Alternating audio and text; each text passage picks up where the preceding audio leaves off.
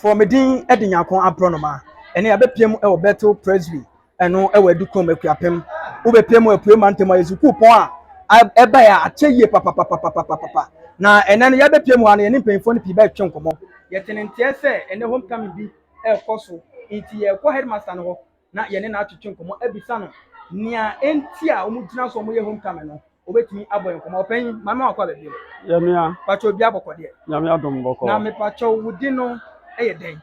o frame odame ni mako odame enimako ni mako okay enti no odame nimako ono ye headmaster edma Bethel Presby eno Adukrom Akuapem ubepiem ewo apue mantema Eastern region ha eno pen eye nijuma na ene no homecoming na ekoso no me pacho botai ben na mugina so amode yes am homecoming yo meda asena machia watiefo nso eno wa atwefo nyina sane din no ya to no homecoming no tezo obi amra fie yenim se school yi edin fie donkron ye school yi 2004 edin fie donkron na school no na wo ha tetetete na wo yi ko baabi na wasan abebie foforo bio na nipa afa school yi mu 751 aha so wadu numa baako eno mafa school mu ha yenim se ebi afimu kura won so du enti dom na afa ha nyame apagya bi nso na ewiase nyina se wo be fa school bi mu anase wo fa ku bi mu na ku ne boawa wo pa esese wo ba wachi na nso behwe wachi na beboa eno na ye frɛ se wo mra aban aye bi o credit city assembly na be renovate dan ya wo aboso fefefe yi na ye MP nso ono nso na osinia ewo ye chi ebua school no na ade baako a aka na say school no ne janan bia school ni ne janan bia enti me no ka say so ye funu kan wa menua yes o kan na ba oto na o ye ntam kudu fie enti ahwefo we de mesrem a moti headmaster na o say school no eba ya ache ye nenso ye ka say impuntu a eze eba na ebi aba nemo akabi ene sen school ni wo ha janan bia enwo it is a wote wo na wo ye school ni na wo ye tre wade na wo yem eka wa wanhwe nie ubetimi ayegu ho enti wo besere mpinfo so ubetimi abebo mo na ometimi anya janan bia mpacho na saa de we ban no wo ne mpinfo ne pinso akasa se bia bibi sei na mo laki ya kan ho asem na me ba ye nchei afi ya na wode me eba school no mu se me behwe school no so ba meti ni ye se yes what try de wa ada mo ma try de wo hada na me call baby na fe de ma ba se school no so hwefo enti ye nokre wote ne se ye nokre enti benfo ne bi wona omo kasa wo hwe se ne a omo je asem no etu mu no hwe a emwa bi betimeti wa ba yenim ye mpanyimfo a wo hanom kromu ha hene ye ne na di hu kita ho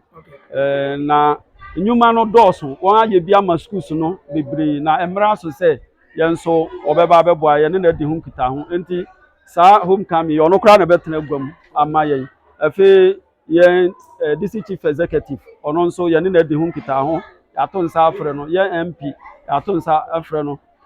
atitiri bebree a wɔwɔ kurom ha ne akyirikyiri ne ade yɛn wɔn adi ho kita ho enti fida ɛyɛ guabɔ ne aforebo ne de woreba woba beboa yen onyina agi atum esan se no kwasem ade ahuhia oman wiase nyina ye wo ade bia ye friend sustainable development goal 4 and 6 titro 6 no environment ne ade wo environment ne ade se unni agya na bia emmoa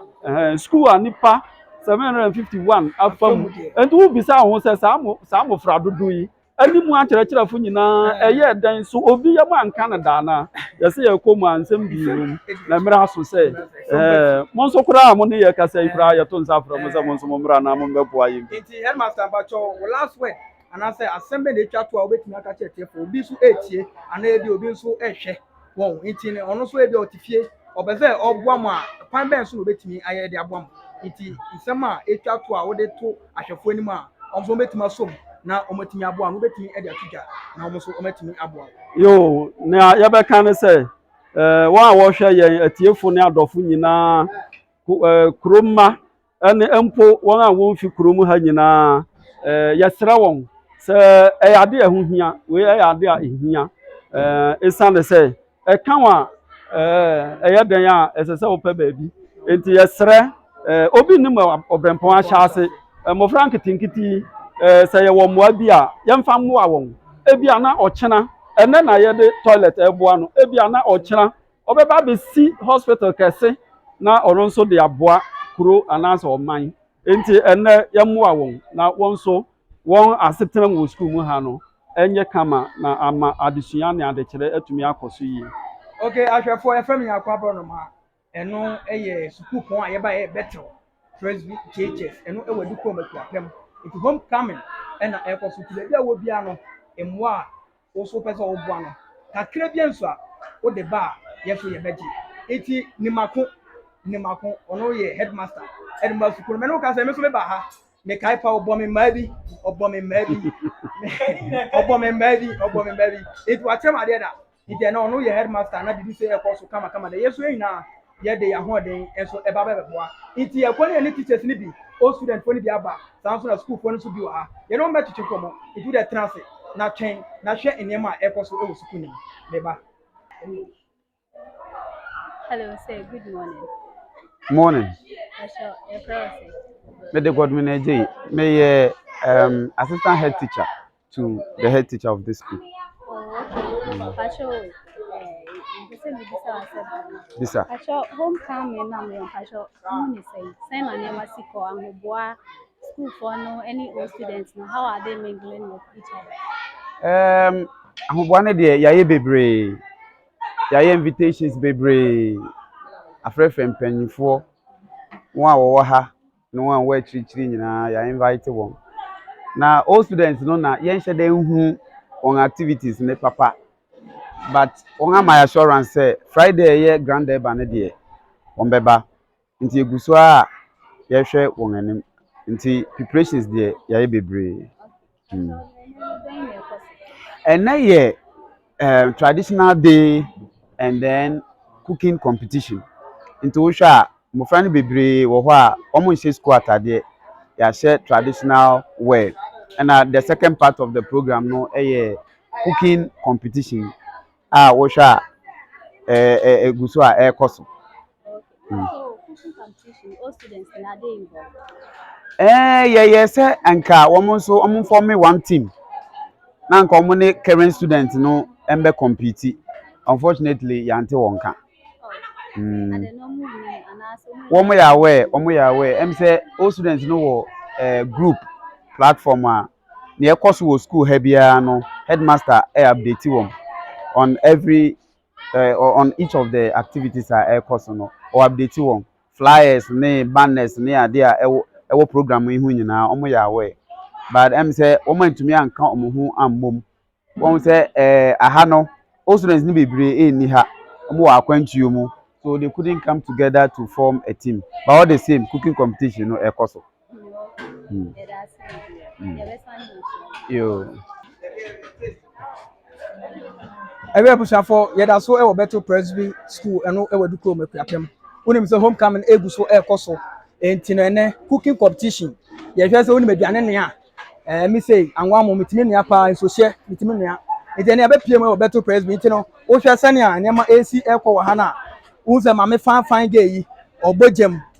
obogem wo hwe sane aduane na ekọ so a unse kon bedo say na ebeba bedi bi. Enti homecoming no eno cooking competition ekọ so nti wo hwe we form 3 no enche bi on ba bewie enti ye hwe say aduan ben na omo so omo no e wa ha mame mpacho mame nchiawo pacho bi abokode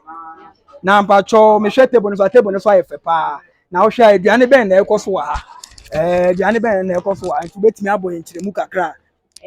nyame adom ye konkonte ene emutuo konkonte ne nkatenkwan emutuo so ne nkatenkwan eti hwe table so a ye oje na ya blende ene garlic na akekeduro konkonte samso nie enchene tomatoes ena we so ye makwa ya blende enkuruma nkatenkwan no ye de ntrewa kakra so betum ana ye ha so ye fish ya tutu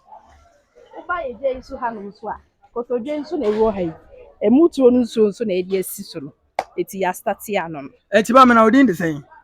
medim de Madam Owusia Francisca.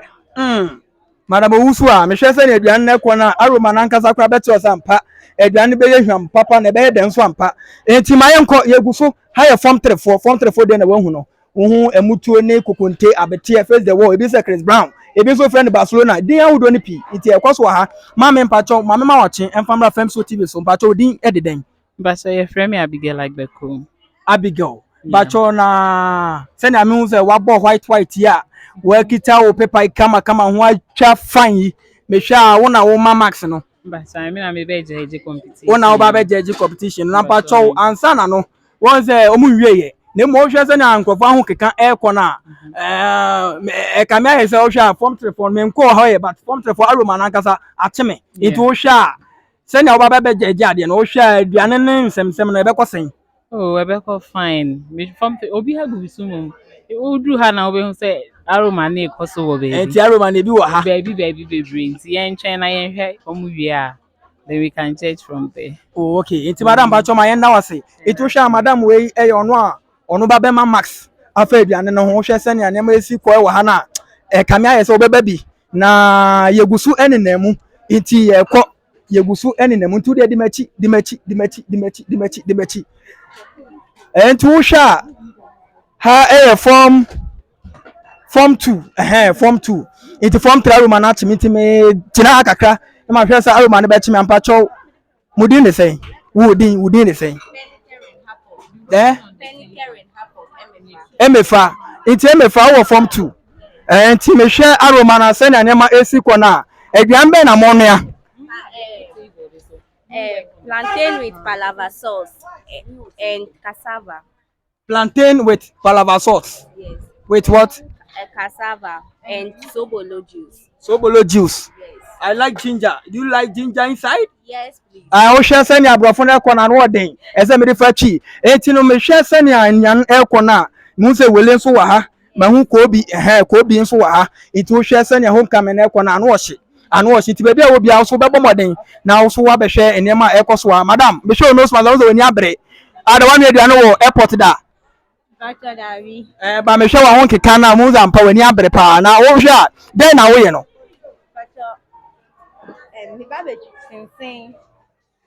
mankeni o babe sinsin mankeni ana kokoyam mankeni wo ye Akuapem ni it wo hwe form 2 for so aroma na cheme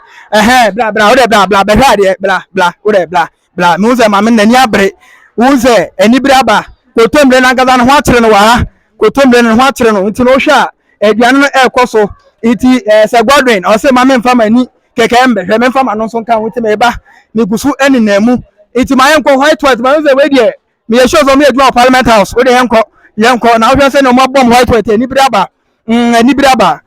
ba cho ma me checha mu ina ba cho bia bokode ba cho e fro sen oye Mary iti oye Mary mu form 1 enti aduane be na mo no ya. We are cooking fufu with green soup. You are cooking fufu with green soup. Which soup? We have kotombre soup. AKA Abunabrunkwany. Osha fufu ni abunabrunkwany. Na ekoso wa hunza ni braba. Maka che o se ha Bethel Presby. Eno e wa Adukrom Akuapem. Obepiem appointment me school pon a agidin eso papa. Na me ko school. Enti no ye ni abepiem e wa ha. Itu hwa form afo na fufu no ebe enche ebe ready. Enti kamama o de nya cassava ne mame. Nya cassava ne no emfa mame. Unse ni braba o show mo dress na ngaza kwa muze madam o white ni bia na mo hye no enti no o de me na me ye judge na ka ha no mama mo ten what does it ba me ye judge why enti egusu ni na mu bra ma uzo bi so blend bi wa obi blend bra o de bra fa me kwa madam ba to boko de Madam,